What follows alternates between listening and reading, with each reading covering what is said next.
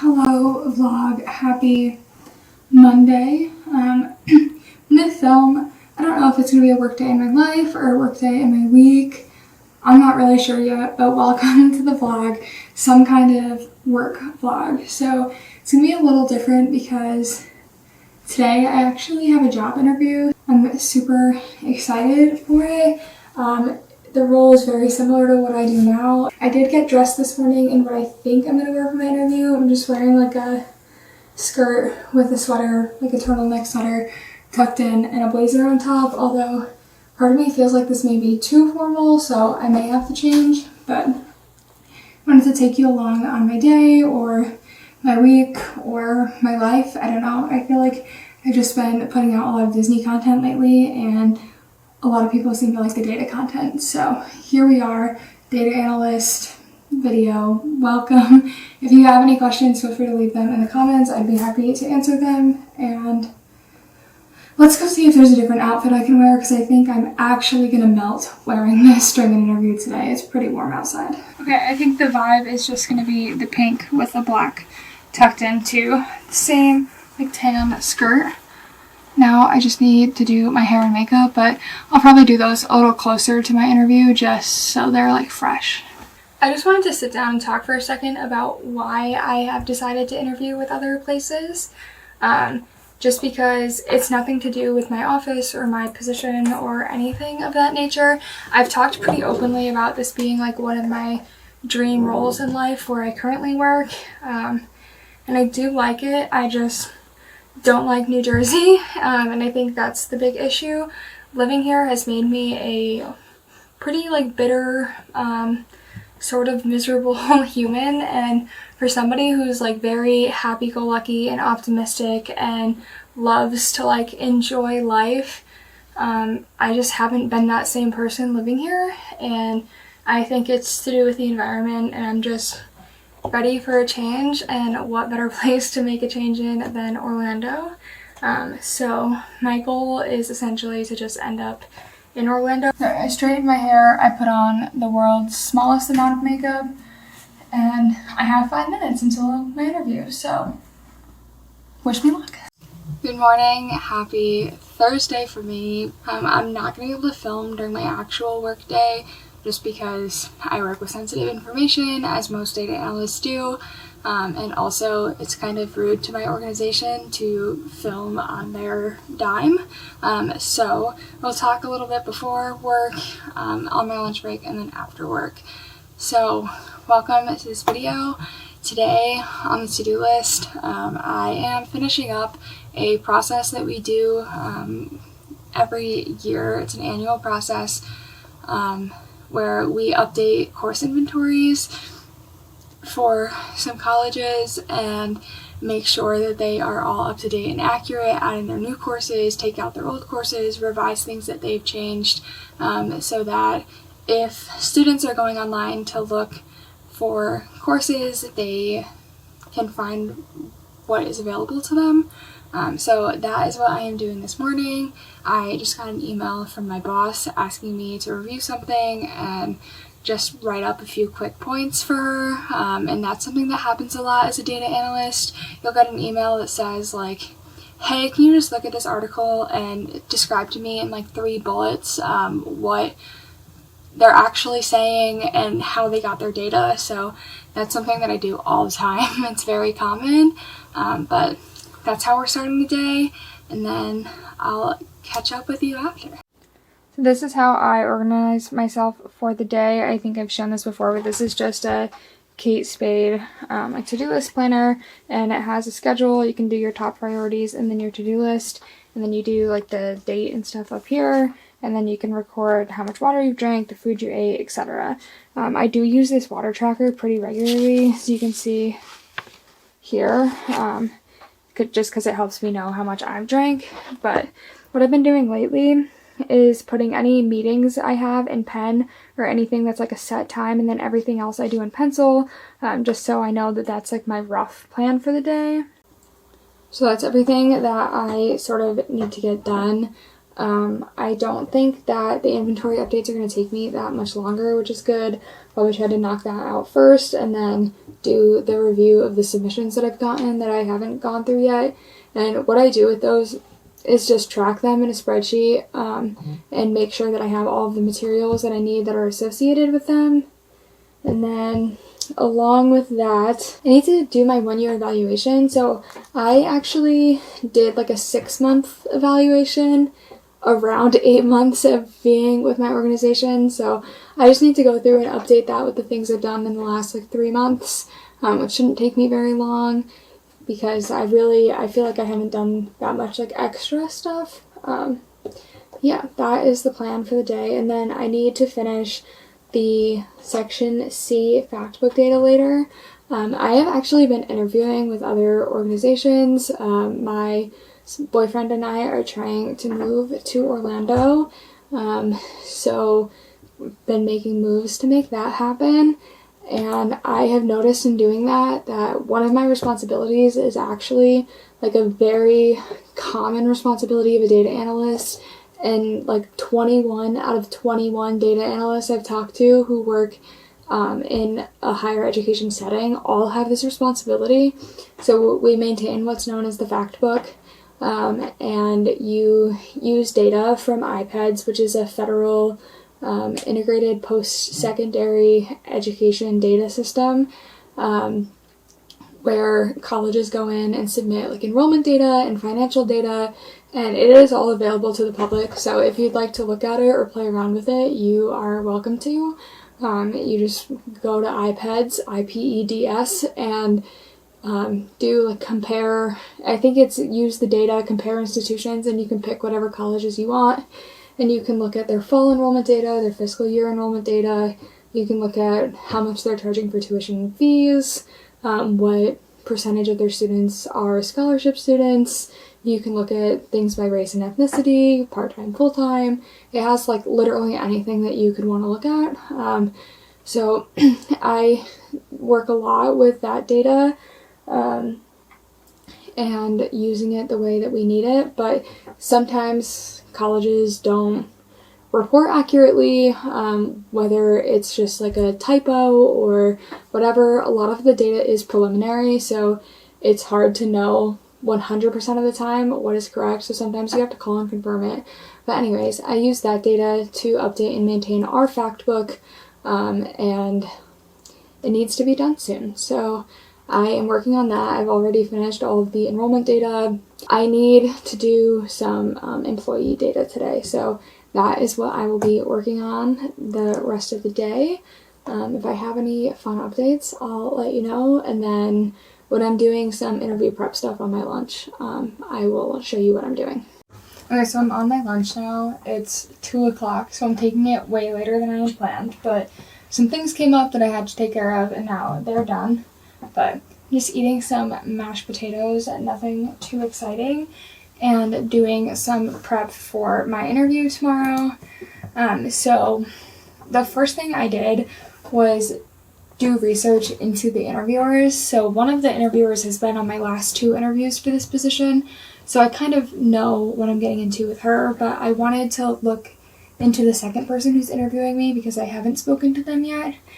So I did some research on their background and their responsibilities, and I just made sure that I kind of knew where I should focus the rest of my attention. So then I started looking at the priorities and the initiatives that the organization is taking right now, and thought about how they connect to the role that I'm interviewing for and how I could develop questions based on that. So I wrote some new interview questions to ask for my interview tomorrow, and I think that I'm really good at coming up with interview questions. I think it's one of my strengths. My favorite question to ask in interviews is, what is something that you've done here that you're the most proud of? But I have already had 2 interviews and I've already asked that question, so I needed some new ones. So I looked at some data specifically for the organization that I wanted to ask questions about that I knew that are important for my current organization, and figure would be important to this one.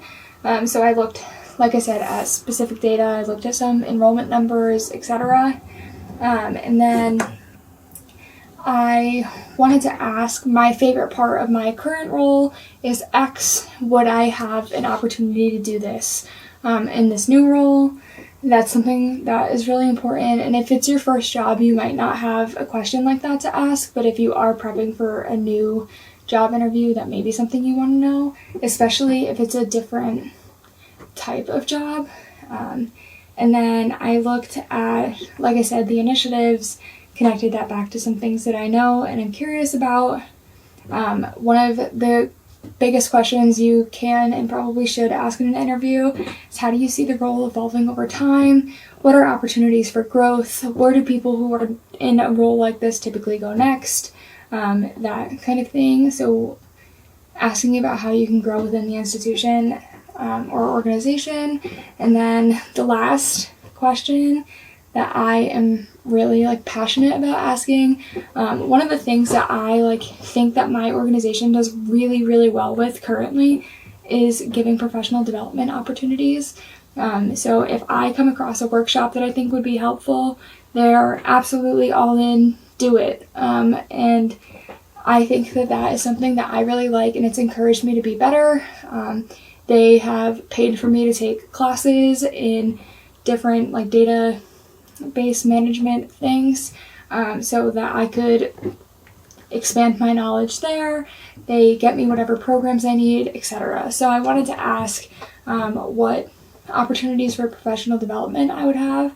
So that's one of my questions. And then the last one is just, what is the anticipated start date?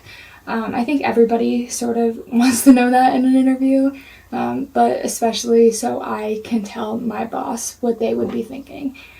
So that is how I did that prep. I am currently doing a little bit more, so I wanted to look into some typical behavioral questions. The person who's interviewing me tomorrow is not a data person, so I don't think it's going to be anything technical in the interview. I think it's going to be more behavioral. So I am just looking at typical behavioral questions and writing down and thinking about how they relate to me so that I can be prepared for tomorrow. So that's what I'm doing now.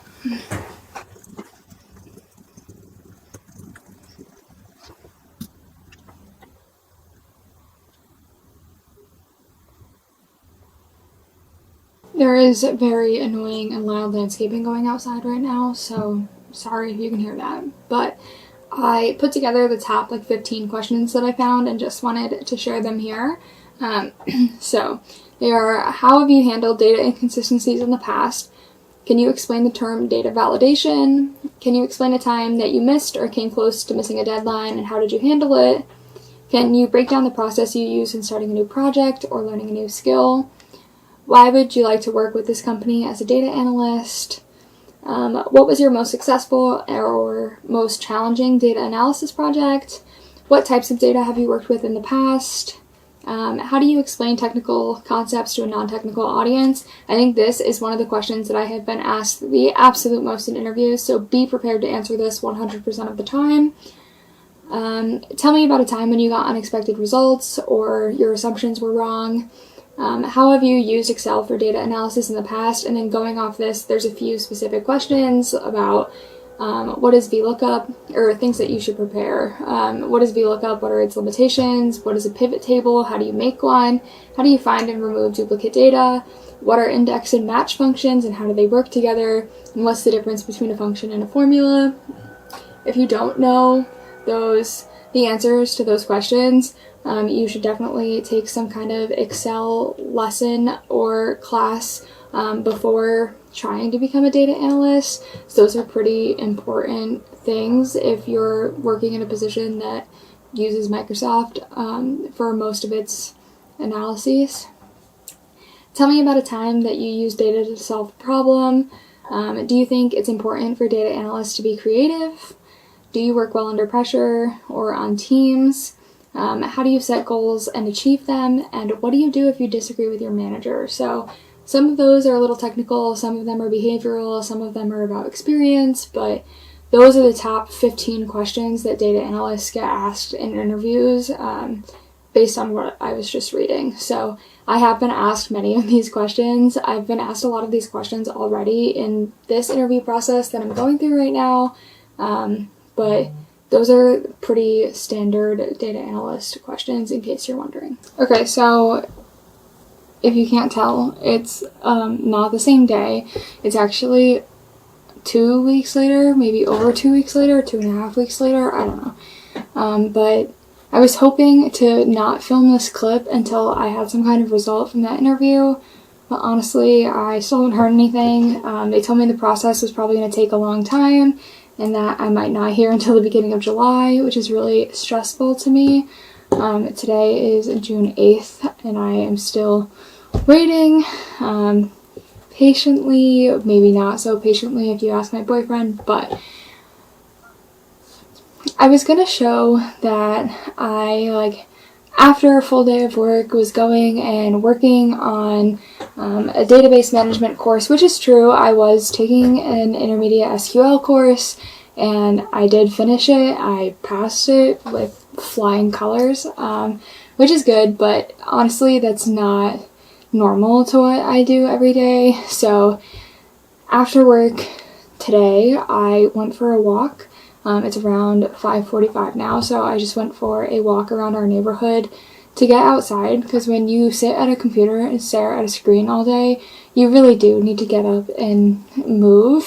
So I went and did that, and I am about to do a workout. And honestly, for the rest of the night, I will probably just watch YouTube videos, or maybe I'll start reading a new book or something. But I just try to do anything I can to really relax. Right now, one of the new things I've been doing is writing in a manifestation journal, but that's only 15 minutes of my day. That's really not that much, but that is what my day overall looks like as a data analyst. I hope you got some good interview tips and preparation advice from this video, and yeah, if there's anything specific you want to know about being a data analyst, please leave your comments down below. I know a lot of people have commented on my last few data analyst vlogs with some questions, so if you need somebody to reach out to and ask anything, I am happy to talk to you. And if you have any other questions, just let me know. So thank you so much for watching this video, and I'll see you in the next one.